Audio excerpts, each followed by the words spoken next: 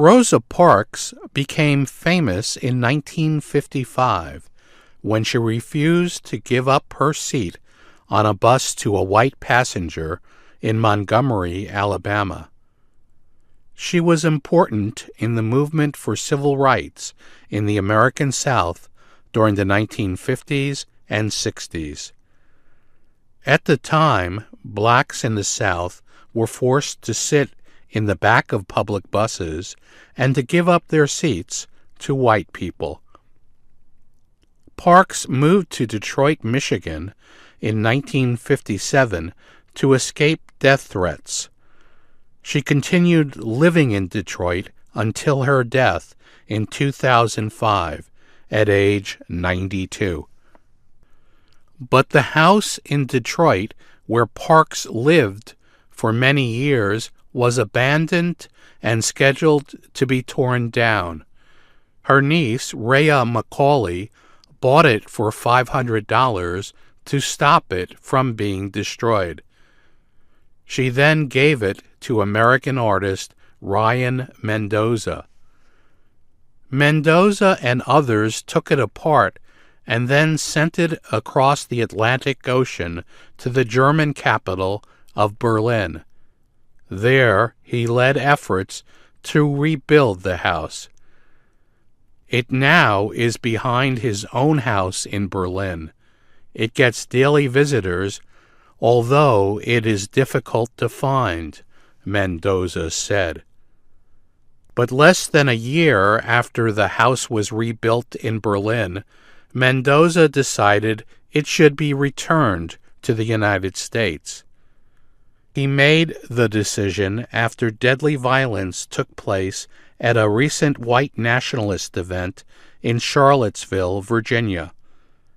That incident increased calls for removing statues of Confederate leaders from the Civil War in the U.S.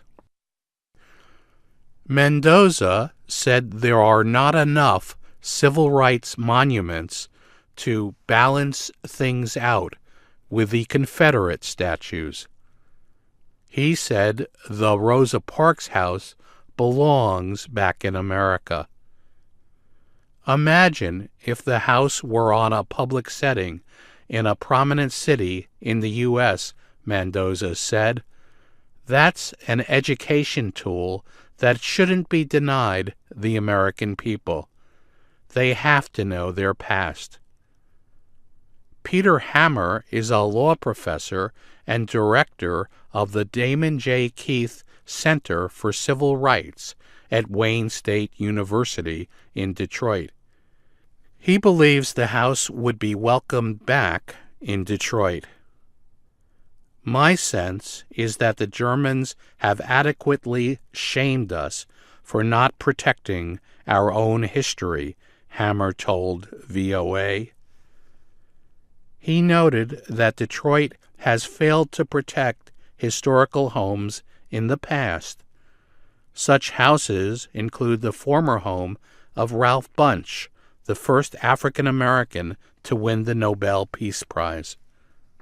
He received the award in 1950 for helping negotiate peace between Israelis and Arabs that led to the creation of the country of Israel in 1948.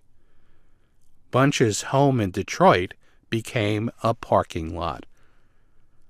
Detroit's failure to protect history also is shown by the loss of the Rosa Parks house, Hammer said.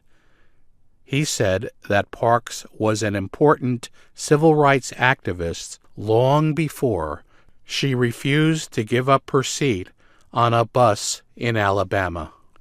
In Detroit, Hammer said, Parks served as a mentor to people fighting for equal rights. A mentor is someone who gives help and advice to people who are less experienced. I'm Bruce Alpert.